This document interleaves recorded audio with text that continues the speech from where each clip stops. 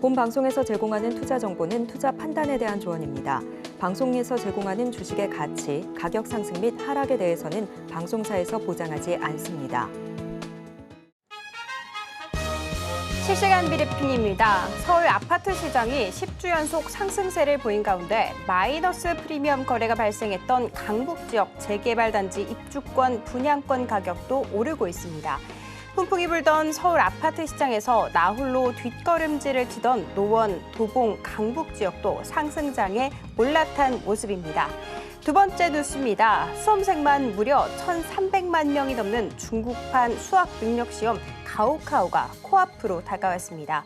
이어 시험장 주변의 호텔 예약은 이미 동이 났고 대부분이 마약 성분으로 알려진 이른바 똑똑해지는 약을 찾는 수험생과 학부모들이 몰리면서 공안이 주의보를 발령했습니다. 세 번째 뉴스입니다. 한국거래소가 중소상장기업에 대해 1:1 맞춤형 컨설팅으로 기업가치 밸류업 계획에 관련해 수립과 공시를 지원한다고 밝혔습니다. 거래소는 코스피 상장사의 경우 자산 총액이 3천억 원, 코스닥의 경우 1,500억 원 미만인 기업 중 각각 50개사를 선정해 이달부터 12월까지 컨설팅을 진행할 예정입니다. 마지막 뉴스입니다. 최근 일부 비상장사가 미국 나스닥 시장에 상장하거나 나스닥 상장사와 합병한 후 해당 주식을 교환해주겠다라는 명목으로 주식 교환증을 발급해 주식 이체를 요구하는 사례가 급증하고 있습니다. 피해에 주의하시기 바랍니다.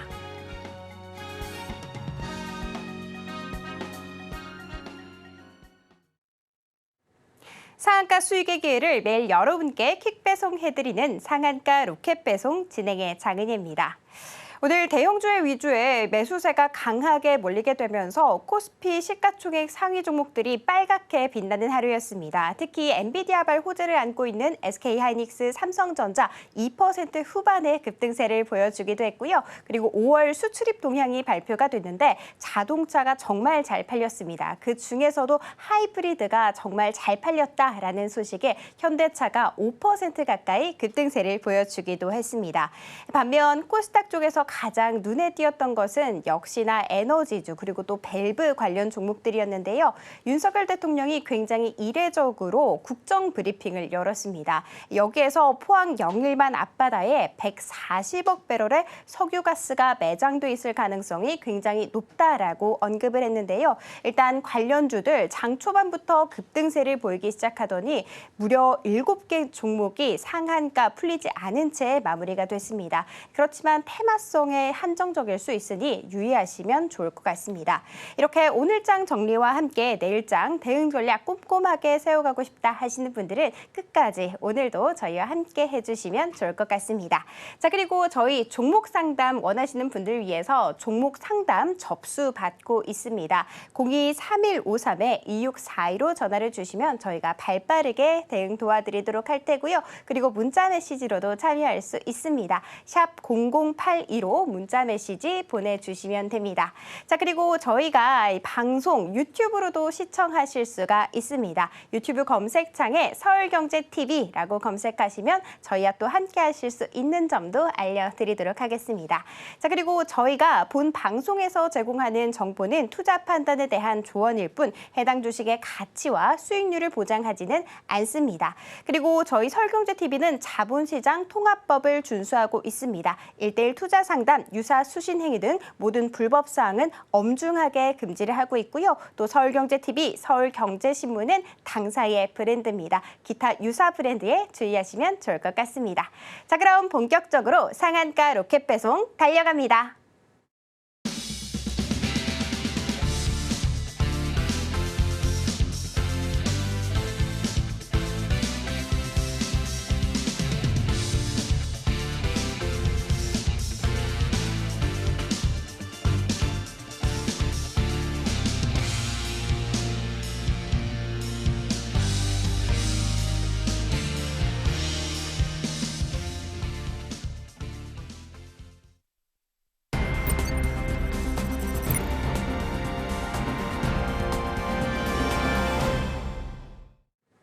나도 투자 고수가 될 수 있다. 나도 투자 연구소의 차티스트 최인성 전문가님 모셔보도록 하겠습니다. 안녕하세요, 전문가님.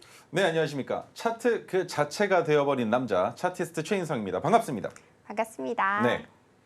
네, 오늘 이렇게 6월의 첫 거래일이기도 했는데 그래도 네. 저는 좀 잘 봤거든요. 시원한 상승세 나왔다 이런 생각을 했는데 혹시 어떻게 오늘 우리 시장 보고 계실까요? 좀 개슴츠레하게 봤습니다. 아. 네, 개슴츠레하게 네. 봤습니다.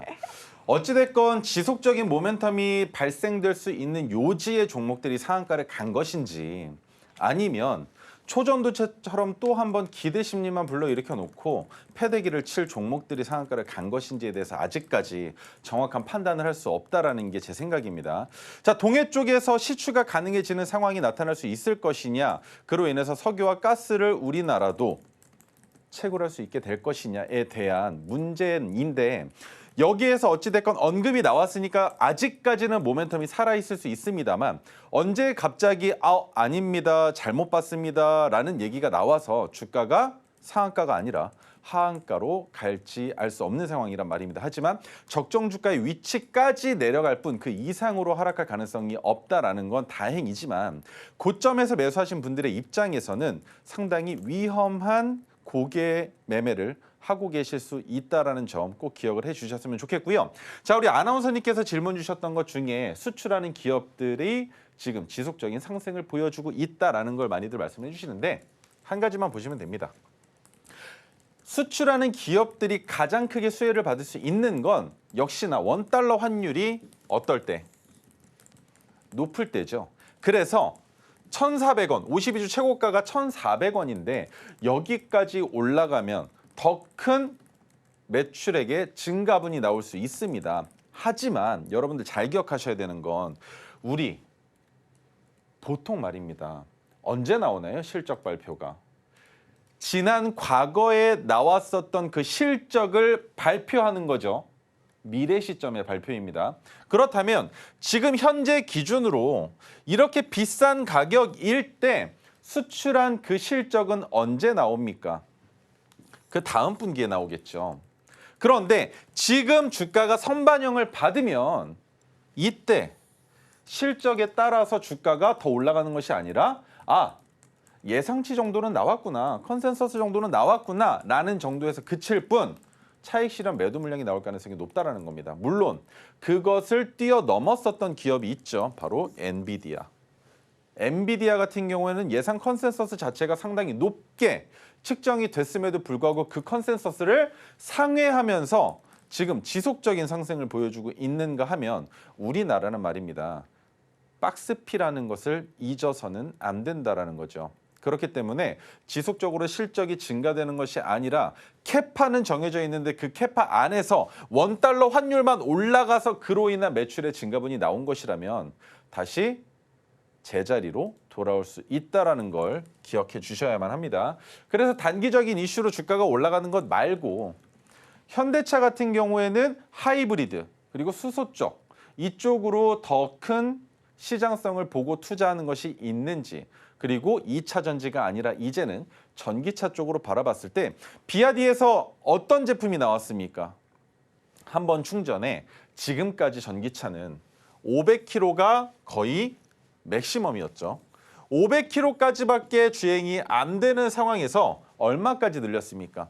곱하기 4배, 그죠?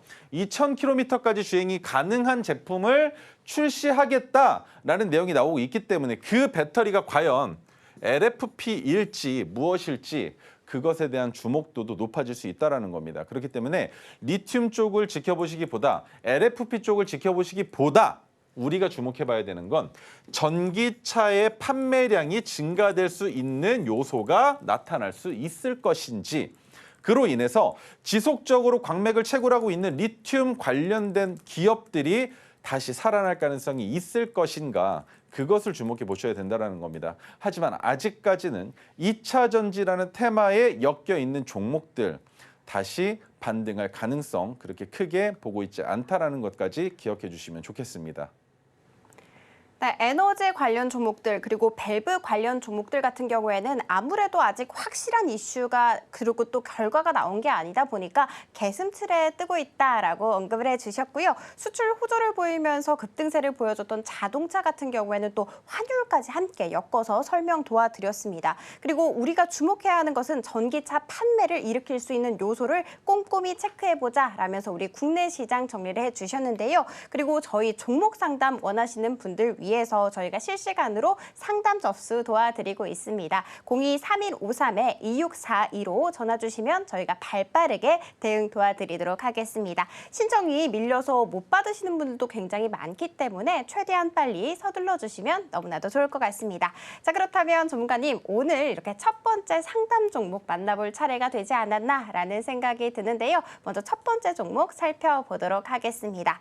첫 번째 종목은 대웅입니다. 매수가는 지금 현재 2만 원이고요. 비중은 65%입니다. 지주사인데 2월 초에 2만 7천 원을 찍고 계속해서 하락세를 그리는 너무나도 안타까운 장세가 지속되고 있습니다. 오늘 종가 기준으로 봤을 때 16,330원을 형성했는데요. 손실폭이 꽤 큰 것으로 보이고 또 비중도 굉장히 높으셔서 우리 시청자분께서 굉장히 고민이 많을 것 같다라는 생각이 듭니다. 사실 저희 언니가 또 대웅제약에 다니는데 저도 이 종목 너무나도 궁금하거든요. 전문가님, 이 종목 같은 경우에는 어떻게 대응 마련을 해봐야 될까요? 또 그렇게 말씀하시니까 또 허투루 보면 또 안 될 것 같은데 네, 이거 네. 잘못하면 저 문매 맞습니다. 그렇기 때문에 좀 확실하게 한번 자리를 잡아드려 볼까 싶은데요. 자, 우선적으로 지금 현재 주가의 위치는 아주 괜찮은 자리입니다. 몇 가지 같이 보죠. 기업 분석으로 봤을 때 매출액과 영업이익이 어떻게 되고 있는지를 먼저 확인을 해봐야 된다는 거죠. 자, 보통 제약사의 지주사라면 우리는 연간으로 봐야 됩니다. 왜? 코로나 때 큰 상승을 보여줬을 가능성이 있다라는 것에 주목을 해봐야 되는데, 자, 매출액이 코로나 이전보다도 증가됐고 대웅 같은 경우에는 지속적으로 증가 추세에 있다라는 게 보여지죠. 영업이익도 마찬가지로 지속적으로 증가를 보여주고 있는데 여기에서 여러분들이 주목해 보셔야 되는 건 무엇이냐. 이 윗단에 있는 가격 구간은 여러분들 머릿속에서 지우시는 게 맞다라고 저는 설명드릴 수 있을 것 같습니다. 왜? 코로나 때 올라간 가격 구간이기 때문이죠. 그렇기 때문에 해당 가격은 존재하지 않는다라고 생각을 해봤을 때 2만 원 충분히 올라갈 수 있습니다. 그 이상으로 바라보셔야 되겠죠. 코로나 이전에 고점을 찍었었던 가격을 한번 찾아보겠습니다. 24,750원이 나오네요. 자, 그러면 24,750원에 선을 하나 긋고 다시 현재로 돌아와서 한번 찾아보겠습니다. 자, 현재로 돌아왔을 때 이 가격을 보니 바로 윗단에 파란색 저항선이 있는 게 보이실 겁니다. 그렇다면 저라면 어디에서 익절을 하느냐? 24,500원 정도를 목표가, 24,000원에서 24,500원 정도를 목표가로 잡아놓고 전량 익절하는 것이 아니라 지금 보이시는 이 자리 얼마입니까? 고점이 27,100원으로 적혀져 있는데 이 자리를 넘어가면 그때부터 나타나는 현상은 무엇이다? 자, 내려왔으니 한번 찍고 내려왔는데 11,460원 이탈 안 하면 2차 상승 파동이 나올 수 있다는 거죠. 그렇다면 그때 27,100원을 넘어갈 가능성이 보여진다라고 설명을 드릴 수가 있는 겁니다. 그렇기 때문에 2만 원의 매수가 비중 65% 너무 많아요. 비중은 많으십니다. 그런데 올라갈 가능성이 높은 종목이고 대웅 같은 경우에는 한올바이오 파마도 가지고 있는 기업이잖아요. 그렇기 때문에 주가가 올라갈 때 분할 익절을 진행하시는데 어디에서 한다?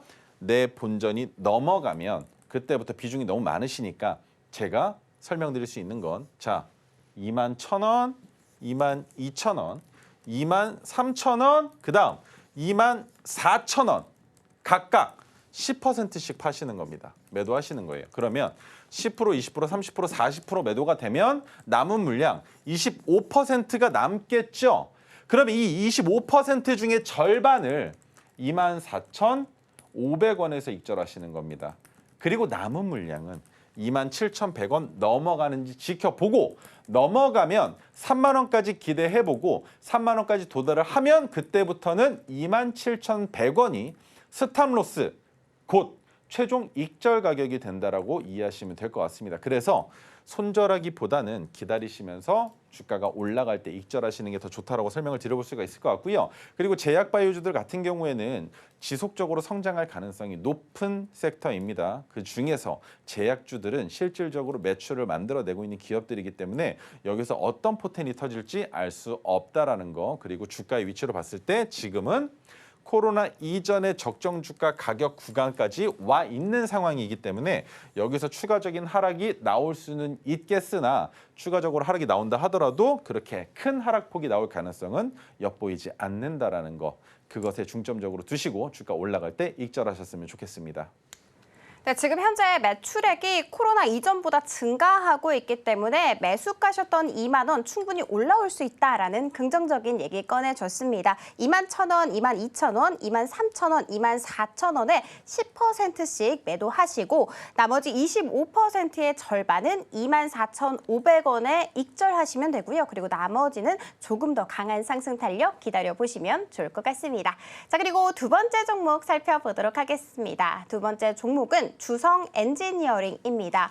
이 종목 같은 경우에는 매수가 4만 원이고요. 비중은 25%입니다. 플렉서블 디스플레이 그리고 또 반도체 장비 관련 종목인데요. 2월부터 시작해서 2만 원에서 4만 원 큰 박스권을 그리고 있는 조금은 안타까운 모습 가져가고 있습니다.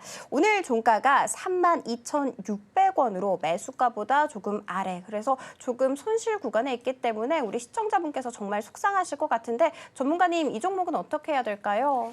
자, 주성 엔지니어링 같은 경우에는 주목해 보셔야 되는 게 두 개가 있죠. 첫 번째 반도체 전공정 회사다라는 거. 그리고 두 번째 지금 현재는 시장에서 환호성을 지를 수 없는 LCD, LED 관련주라는 것. 그렇다면 주성 엔지니어링은 다른 관점 말고 실질적으로 매출로 봤을 때 이 기업이 지금 있어야 되는 위치를 먼저 한번 찾아보자는 겁니다. 자, 지금 보시면 2023년 기준으로 영업이익이 거의 5분의 1 토막이 났습니다. 자, 그런데 2020년에 나왔었던 적자보다 오히려 증가 추세였는데 여기서 돌아간 건 언제로 돌아갔느냐?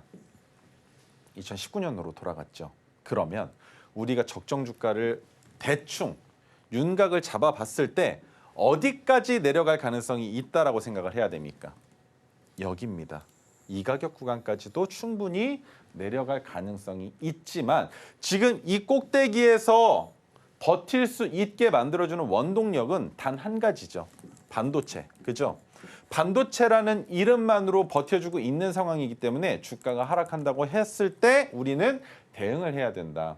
하지만 4만 원에 매수하셨다라고 지금 34,000원 가격 구간에서 지지부지 횡보하고 있는데 여기에서 손절하느냐? 아닙니다.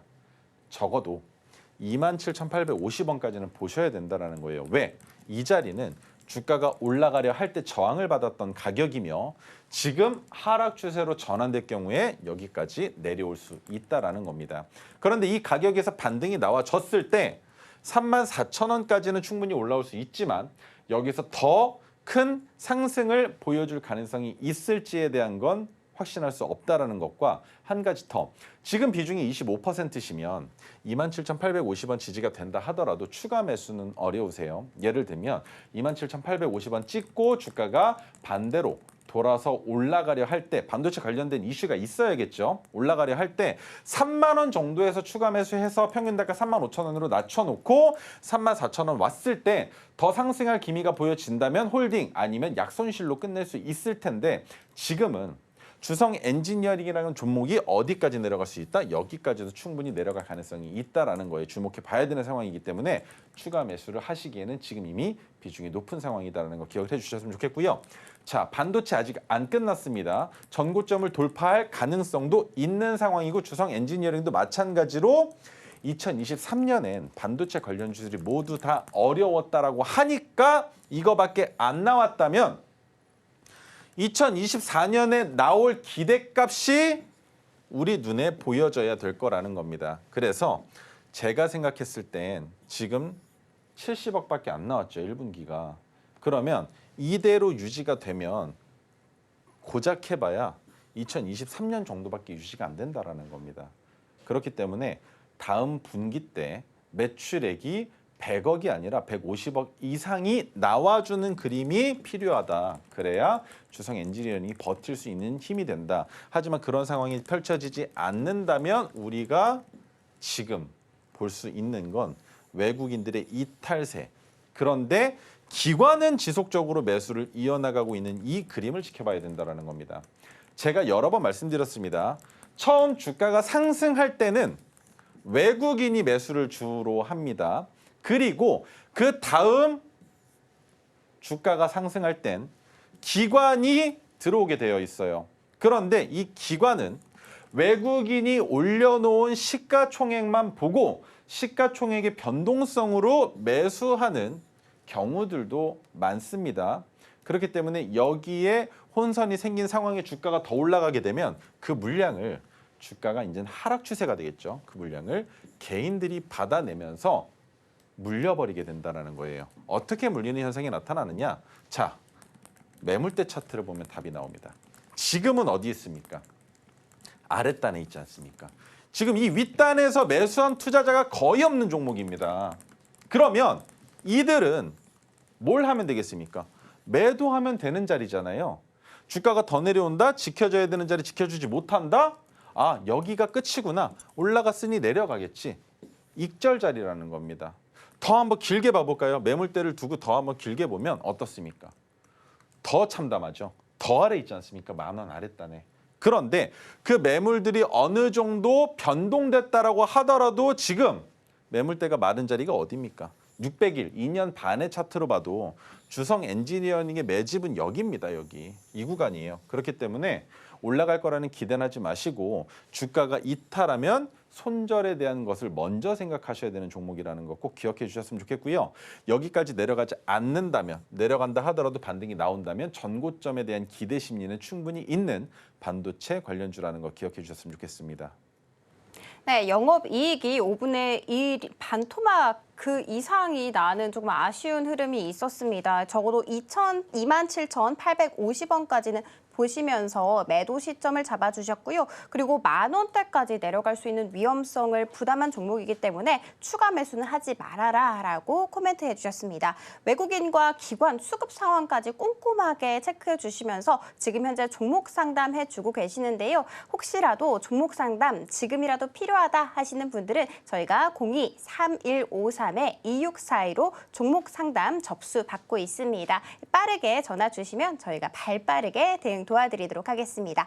자, 그리고 세 번째 종목으로 넘어가 보도록 하겠습니다. 세 번째 종목은 HD 현대 일렉트릭입니다. 매수가는 지금 현재 30만 원이고요. 비중은 7%로 조금 작은 편이네요. AI라는 키워드를 안고 전력 설비 주가가 정말 고공행진을 하고 있는데 조금 달리는 말에 올라타지 않았나라는 생각도 드는데 올해 1월에 8만 원에 불과하던 주가가 지금 현재 30만 원까지 4배 이상 뛴 모습 볼 수가 있습니다. 오늘 종가 29만 1,000원 형성했고요. 3% 넘는 하락세 나오면서 약손실 구간에 있는데 이 종목 어떻게 해야 될까요? 우와, 매수가가 너무 높으세요. 너무 높으십니다. 진짜요? 네, 지금 보시면 주가가 많이 올라갔잖아요. 많이 올라가면 올라가다가 지지부진했었던 이 자리가 뭐가 되느냐? 지지선이 됩니다. 그런데 우리는 이 지지선까지 기다릴 수 없어요. 왜? 첫 번째, 기업 분석 보시면 매출이 어떻습니까? 엄청나게 증가되는 추세로 바라 보여지죠. 그죠? 연간으로 한번 봐볼까요? 연간으로 볼 때 어떻습니까? 적자였던 기업이 흑자로 전환되면서 지속적으로 상승을 보여주고 있다라고 보여지죠. 자, 그런데 HD 현대 일렉트릭을 좀 장기적인 차트로 봤을 땐 어떻습니까? 아무리 흑자가 이렇게 났어도 너무 많이 올라갔다라는 겁니다. 어디까지 내려와야 될까요? 여기까지는 내려와야 되지 않겠습니까? 그렇기 때문에 HD 현대 일렉트릭은 단기적으로 바라봤을 때 이 자리를 이탈하면 손절하셔야 된다. 하지만 그렇지 않다면 데이터 센터 관련주가 됐건 AI가 됐건 전력 설비 관련된 이슈가 있건 주가는 다시 한번 올라갈 가능성이 있다. 왜 올라갈 가능성이 있는지도 설명을 드릴 거예요. 그렇기 때문에 지금 녹색 선이 보이십니까? 이 녹색 선이 20일 이동평균선입니다. 그 20일 이동평균선을 이탈하는 종가가 나타난다면 그날 손절하시는 게 맞다라고 설명을 드릴 수가 있을 것 같고요. 혹여나 그래도 못 팔겠다라고 하시면 하루만 더 보세요. 하루를 더 봤는데 그 다음 날 20일 이동평균선 위로 주가를 올려놓지 못한다면 추세는 그 가격 구간이 변곡점이 된다라고 이해하시면 됩니다. 자, 그래서 추가적으로 상승할 가능성이 있다라는 말씀을 드리는 이유가 뭐냐? 이거죠.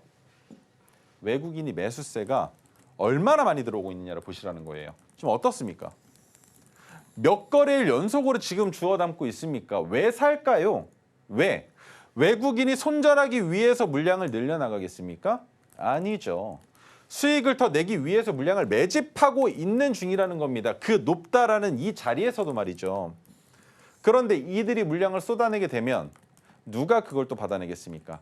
손절매를 한다 하더라도 그 물량은 개인 투자자들이 받아낼 가능성이 있다. 그렇다면 지금 이 종목 같은 경우에는 매물대가 어디 있다? 똑같죠. HD 현대 같은 경우에도 이렇게 아랫단에 있다라는 겁니다. 그렇기 때문에 주가가 높이 올라갔어도 추가적인 상승은 가능하다. 왜? 상단에 저항 매물이 없습니다. 고점을 지속적으로 경신하고 있기 때문에 팔래도 팔 사람이 없다라는 거예요. 왜? 내가 주가가 내려갔다가 다시 올라와서 나 본전 왔으니까 팔래가 아니죠. 지금은 모두가 다 수익을 보고 있는 구간이라는 겁니다. 그런데 여기에서 언제까지 더 올라갈지 모르는데 팔겠습니까? 확실하게 이탈되는 가격, 그 자리가 있어야 익절을 끝낸다라는 거죠. 그렇기 때문에 아직은 들고 계셔도 괜찮지만 상승하는 중에 이탈하지 않았던 가격 구간 어디입니까? 20일 이동평균선. 그죠?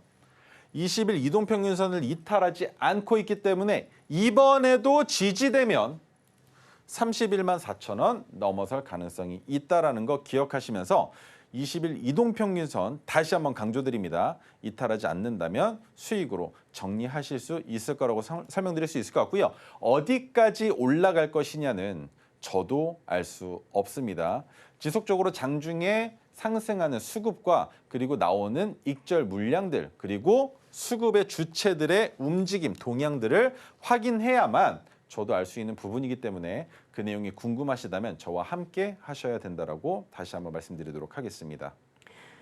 네, 지금 이 30만 원이라는 매수가가 너무 높다라고 합니다. 20일 이동평균선 위로 올라오는지 여부 꼼꼼하게 체크해 주셔야 되는데요. 조금 어려우시다면 저희 최인성 전문가님과 함께 공부하시면 해답 명쾌하게 찾아가실 수가 있습니다. 그리고 외국인 매수세가 엄청 들어오고 있다라는 것은 또 호재로 풀이를 할 수가 있겠죠. 이렇게 전문가님과 함께 지금 현재 종목 상담 꼼꼼하게 받고 있습니다. 저희 방송이 끝나더라도 저희 최인성 전문가님 과 함께 할 수 있는 방법 알려드리고 있습니다. 그리고 종목 선별 방법부터 매매 타점까지 하나하나 꼼꼼하게 공부하시면서 투자 전략 현명하게 세워가시면 좋을 것 같습니다.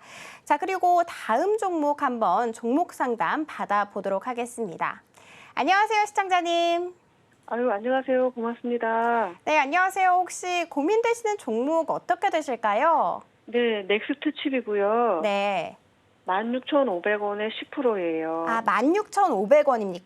16,500원에 10% 말씀해 주셨군요. 네, 네. 이 넥스트 칩이고요. 지금 매수가는 16,500원 그리고 비중 10% 해주셨습니다. 오늘 종가가 13,820원으로 약손실 구간에 계시기 때문에 조금 속상하실 것 같다라는 생각이 드는데 자율주행 그리고 또 시스템 반도체 관련 종목이거든요. 그래도 4월에 10,000원 하지 않던 주가가 쭉 오름세는 일단 보이고 있습니다. 전문가님, 이 종목 약손실 구간인데 어떻게 보면 될까요? 안녕하세요. 아, 안녕하세요. 전문가님. 언제 사셨습니까? 이게 작년에 제가 네. 21,000원 꼭대기 올라갈 때 그때 18,000원에 사가지고 네. 더 올라갈 줄 알고 기다렸다가 거기서 딱 떨어지는 길을 물려가지고 있다가 추가 매수해서 단가 요만큼 낮춰서 10%는 그냥 손실하고 그냥 손절하고 네. 지금은 10% 남겨놓은 거예요. 자, 그림 한번 그려볼까요? 어떻게든 시나리오인지 대충 윤곽이 잡히는데 내려갔다가 갑자기 쏘아 올리니까 18,000원에 사셨다가 올라갈 때 익절 못하고 네. 손실 가격 구간 왔다가 본전 오니까 더 가겠지 싶어서 본전에서 못 파신 거죠. 맞아요, 맞아요. 그죠? 그리고 네. 나서 또 왔는데 이번엔 가겠지. 그거 아닌가요 지금? 똑같죠? 맞아요. 그래서 아유. 지금 주가가 많이 내려왔는데 자, 네. 첫 번째로 얘기 드릴 거 일단 뭐 좋은 말을 드리는 거는 할 수 있는데 그거 말고 정말 이성적으로 판단했을 때 올라갈 가능성이 있을 것이냐. 첫 번째로 보셔야 되는 건 매출액은 그래도 증가할 수 있을 것 같아 보인다라는 거. 하지만 영업이익은 지금 5년 연속 적자라는 게 가장 큰 걸림돌입니다. 그리고 부채 비율과 유보를 또 봐야 되는데 자, 부채 비율 어떤가요? 지금 바라볼 땐 그래도 이 정도면은 버틸 만한 힘은 있다인데 언제 갑자기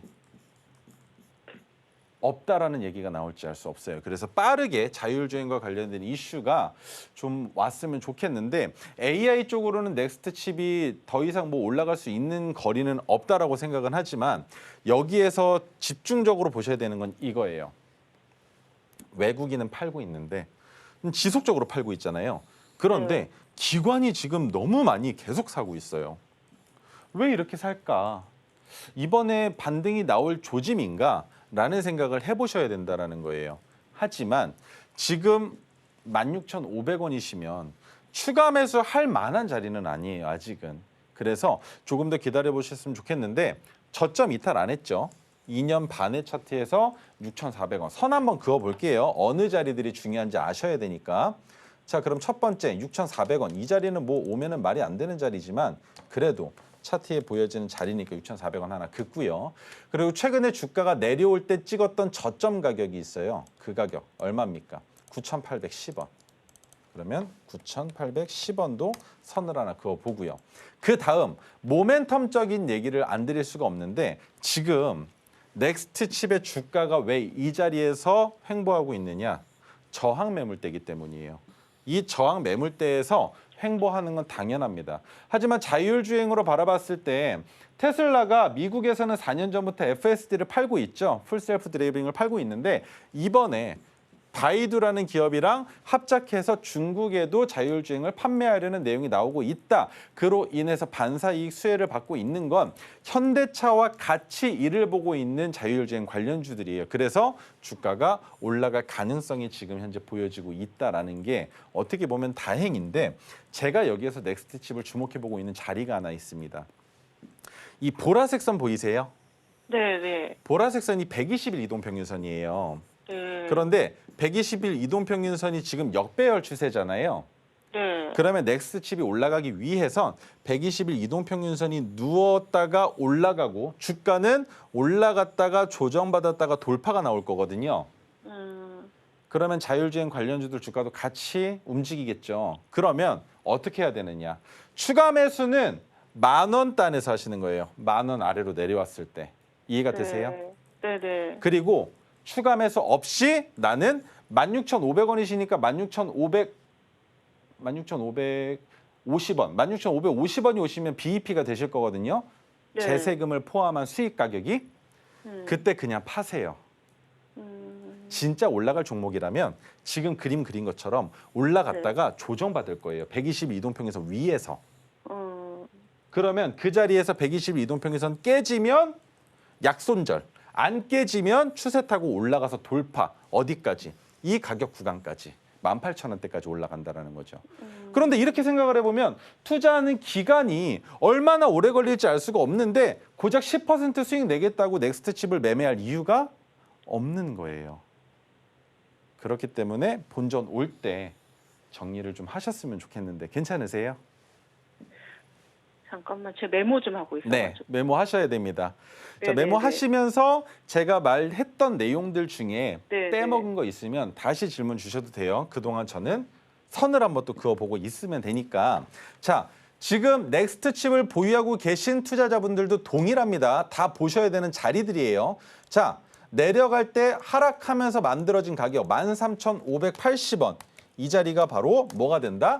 이번에 주가가 올라갈 때 저항을 받는 매물대다라는 거. 왜? 선을 긋고 본 자리는 여기예요. 그죠? 이 자리인데 여기에서도 지지부진하고 이번에도 지지부진하고 과거에도 마찬가지로 지지부진한 가격이 13,580원. 그렇다면 이 자리만 돌파가 나오면 16,500원. 그 윗단에 있는 지지부진한 가격까지는 상승이 가능하다. 하지만 그 이상으로는 지켜볼 수 없다라는 거예요. 그렇기 때문에 넥스트칩 말고 우리가 매매를 할 때 손익비를 잘 생각을 하셔야 됩니다. 내가 진입했을 때 손절을 몇 %로 잡고 들어갈 종목이냐. 예를 들어 손절을 10% 생각을 하고 들어가야 되는 상황이라면 익절은 10%보다 높이 잡을 수 있는 종목이어야 된다라는 겁니다.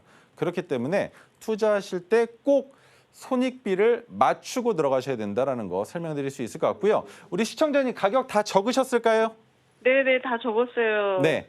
그래서 가장 중요한 건 넘어가도 솔직히 말씀드리면 상한가도 아니잖아요. 그죠? 지금 여기에서 20%만 올라와도 본전 오잖아요. 네. 근데 막 쏘아 올라간다라고 이번에 올라가겠지 하지 마시고 그냥 16,550원에 지정가로 매도 걸어 놓으세요. 아, 그럴까요? 네, 그렇게 해서 정리하시는 게 맞아요. 왜냐면 쏘아 올라갔다가 휩쓸 네. 현상으로 주가는 올라갔는데 윗골이 길게 달고 양봉이나 음봉으로 끝나잖아요. 그러면 그 현상이 뭐냐면 매수는 했는데 매집은 했는데 물량을 팔아보고자 하는 테스트 물량일 수도 있고요. 이 윗단에서 투자한 투자자들이 아랫단에서 추가 매수해서 평균단가 낮춰놓고 끌어올리면서 거래량 붙이면서 팔고 나가는 자리일 수도 있으니까 넥스트 칩은 장기적인 투자 관점으로 좋은 종목은 아니에요. 그래서 네. 본전에서 정리하셨으면 좋겠습니다. 아, 네, 알겠습니다. 고맙습니다. 네, 감사합니다. 네, 외국인은 지속적으로 팔고 있고 기관은 지속적으로 매수세를 보여주고 있습니다. 그리고 추가 매수는 10,000원 이하에서 잡아주셨고요. 16,550원이나 본전 쪽에서 매도하라라는 전략으로 해주셨습니다. 테슬라가 FSD 소프트웨어를 중국에서도 판매할 수 있기 때문에 그 혜택을 넥스트칩이 또 가져갈 수 있다라는 것까지 알려주셨습니다. 이렇게 기업 실적 그리고 또 수급 정말 이동평균선까지 다양한 분야에서 모두 다 총체적으로 공부를 해주시고 또 알려주시고 계시는 우리 최인성 전문가님과 함께 할 수 있는 방법 여러분들 잘 알고 계시죠? 오늘 정말 아쉽지만 종목 상담은 여기에서 마무리해 보도록 하겠습니다. 하지만 우리 전문가님과 함께 언제든지 공부할 수 있는 방법 꼭 알 수 있는 방법 알고 있습니다. 자, 우리 전문가님과 함께 시장에서 이기는 전략 함께 세워가시기 바랍니다. 그리고 자, 이어서는요. 저희 전문가님의 로켓 배송 종목이 곧 공개될 예정입니다. 끝까지 많은 시청 부탁드리도록 하겠습니다.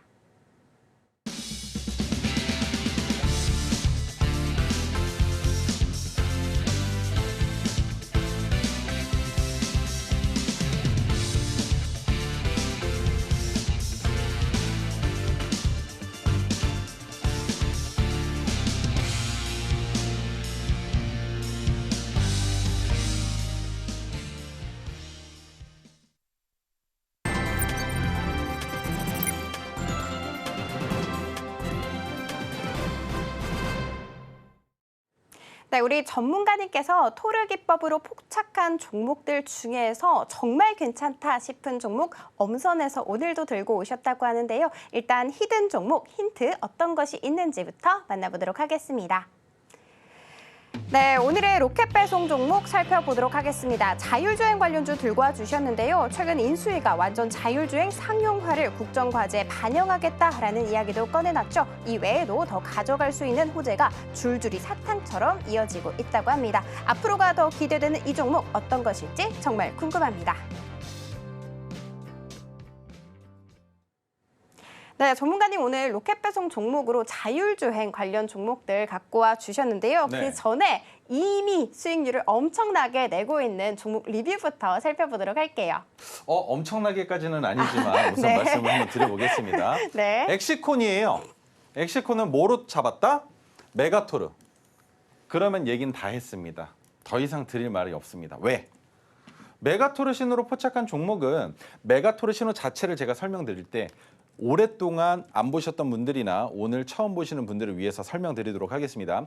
메가토르 기법이 포착된 날의 종가를 수평선으로 이어서 만든 형광색 수평 지지선은 저항선의 역할보다 지지선의 역할에 조금 더 충실하기 때문에 그 자리를 이탈한다 하더라도 빠르게 회복되는 자리이며 그 자리가 지지선이 되면 지속적으로 반등을 보여줄 수 있는 가격 구간, 적정 가격 구간 중에서도 저평가되는 가격에서 포착이 된다라고 설명을 드렸습니다. 자, 엑시콘 어디까지 올랐다가 어디까지 내려왔습니까? 올라간 걸 봤을 때 지금 현재 주가로 봐도 한 60% 정도 더 올라간 자리였죠. 그런데 올라갔다가 내려오는 와중에 뭐가 포착됐다? 형광색 빛기둥, 메가토르 자리, 그리고 포착된 날의 종가를 수평선으로 이어서 만든 형광색 수평 지지선까지 나타났다라는 겁니다. 그런데 그렇다면 그 자리에서 그냥 진입하면 된다라는 건데 5월 14일 날 17,911원이라고 되어 있는데 그 이유는 자, 적어왔습니다. 뭐가 있느냐? 오늘 권리락이 나타났죠. 유상증자 권리락이 나타났는데 한 주당 0.213주 정도로 유상증자가 나타나면서 종가의 가격이 바뀐 겁니다. 여러분들이 매수하셨던 가격이 18,780원 정도였었을 거예요. 그런데 갑자기 가격 구간이 바뀌어서 조금 당황하셨을 수도 있는데 보는 시야는 똑같습니다. 보는 시각은 똑같아요. 그래서 주가가 올라갈 때 바뀌기 이전에 22,600원을 익절가로 잡으셔라라고 말씀을 드렸는데 오늘 바뀌고 나서도 22,600원까지 올라갔습니다. 그래서 제가 그때 뭐라고 얘기를 했느냐. 엑시콘 22,600원 넘어갔는데 매도 못하신 분들 그 다음에 넘어갈 때는 매도하셔야 됩니다라고 말씀을 드렸어요. 그게 바로 오늘입니다. 그런데 종가 대비 수익률 13%. 윗꼬리가 이렇게나 길게 달렸는데 20% 가까이 올라갔는데 오늘 그렇게 큰 하락을 보여줬음에도 불구하고 우리의 수익률은 13.9%나 나온다라는 겁니다. 그런데 메가토르 기법으로 포착했기 때문에 이 자리가 끝이라고 생각하진 않습니다.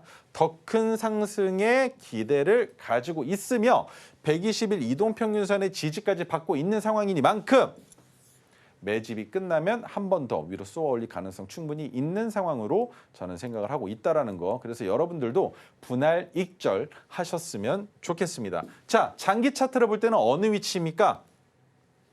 올라갔다가 내려왔으면 이 자리가 저항이죠. 그리고 이 자리는 지지선이 될 겁니다. 그런데 그 저항 가격을 돌파하는 순간 윗단에 3750원이 저항이고 22,600원이 지지여야 되는데 그 자리를 이탈했기 때문에 메가토르 신호가 포착이 된 거예요. 이해가 되시죠? 그래서 그 자리를 이탈했기 때문에 여기까지는 기술적 반등은 충분히 나올 수 있으며 그 이상 상승할 가능성이 있어야 되는데 그 이상 상승할 가능성은 뭘로 설명드렸습니까? 반도체, 그죠? CXL은 볼 필요 없다. DDR5와 반도체 쪽만 지켜보라고 설명을 드렸죠. 그것만으로도 충분히 기술적 반등이 나온 자리까지 왔고 여기에서 추가적인 상승에 대한 기대 심리까지 있다라고 설명을 드릴 수 있는 종목입니다. 자, 두 번째, 메드팩토 제약바이오 관련주. 저는 주가가 빠지면 지수가 하락하면 언제 어디서나 무슨 일이 생겨도 나타나서 제약바이오를 말씀을 드렸습니다. 성과가 상당히 좋았죠. 왜 제약바이오야? 왜 하필이면? 그런 생각 많이 하실 겁니다. 제약은 그렇다 쳐. 왜? 실질적으로 매출을 만드는 기업들이니까. 그런데 바이오가 웬 말이야 라고 생각하시는 분들 거꾸로 생각하셔야 됩니다. 제약주는 말이죠. 판매량이 줄어들면 주가가 하락하게 되는데 그 하락분 판매량이 다시 증가돼도 하락 추세가 멈춰지지 않는 경우가 많습니다. 그런데 바이오는 말이죠. 임상에 성공했다라는 내용 1상, 2상, 뭐 2회 이상, 3상 뭐 할 것 없이 그냥 터지면은 주가는 몇 연상도 갑니다. 기대 심리 때문이죠. 주식이라는 것에 투자하는 투자자들도 다 이 기대 심리 하나. 우리가 로또 사는 것과 같은 생각을 가지고 투자를 한다라는 겁니다. 한 번만 당첨되자. 한 번만. 1등 한 번이면 돈이 얼마야? 20억이야. 나 하루에 5,000원씩 매일도 살 수 있어. 그죠? 한 번만 터지라는 생각을 가지고 투자하는 투자자들이 가장 많이 몰려있는 테마가 바로 바이오 테마라는 겁니다. 그런데 제약과 바이오를 왜 같이 얘기를 하느냐. 바이오가 개발이 끝나면 그것을 누가 만든다? 제약사가 만든다라는 겁니다.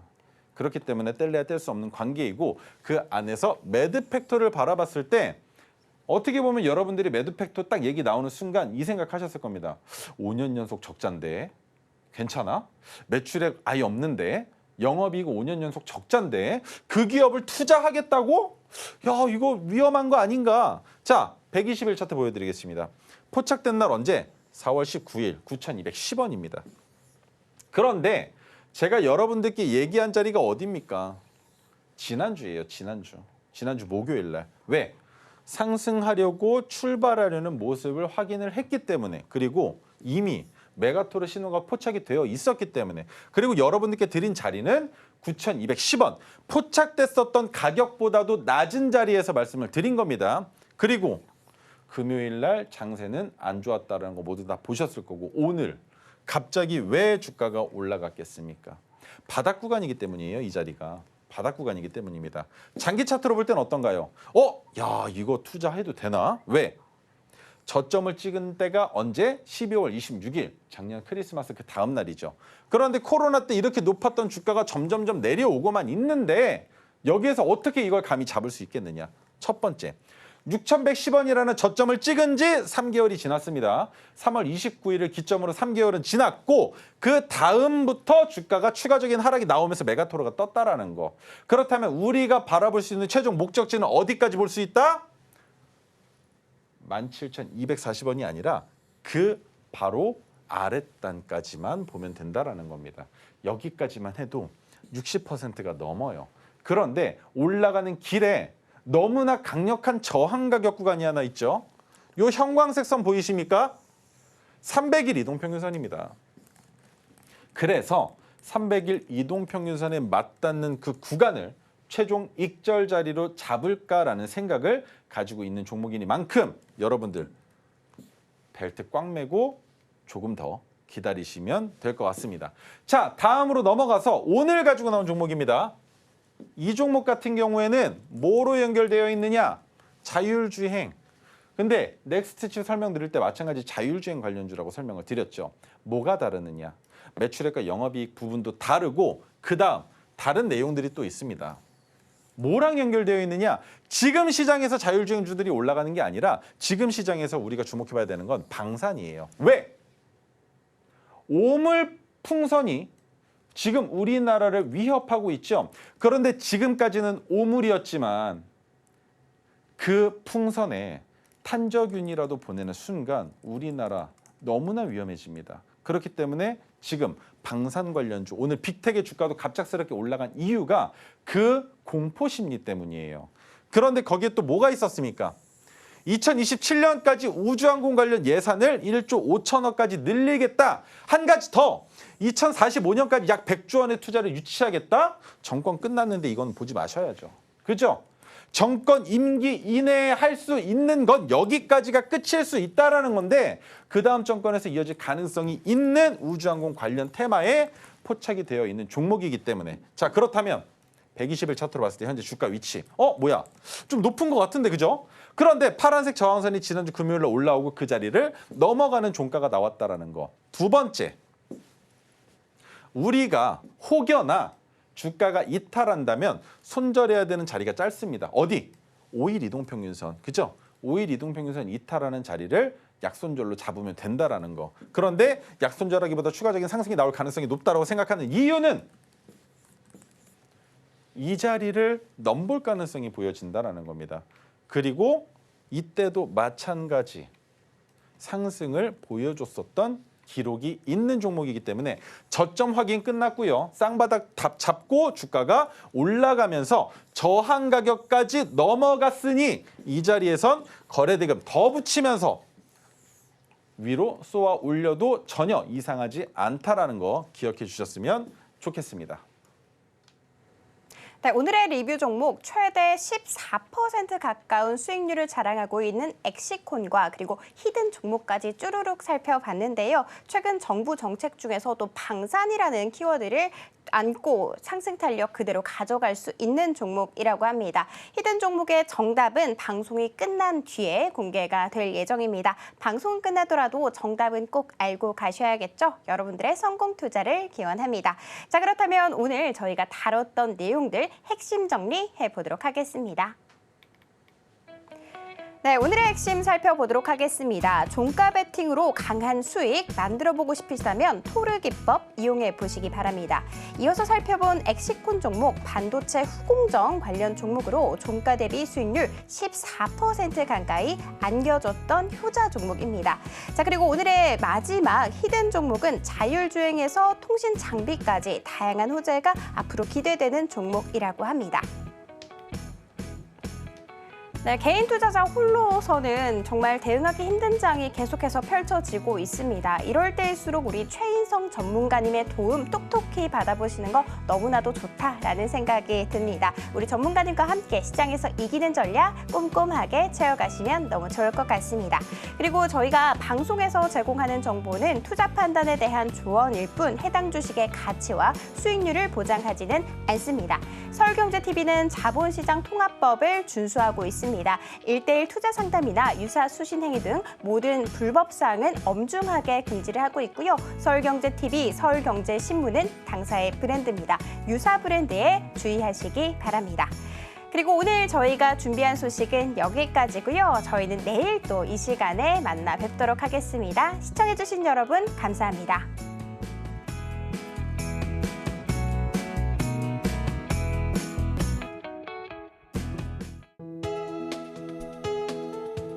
본 방송에서 제공하는 투자 정보는 투자 판단에 대한 조언입니다.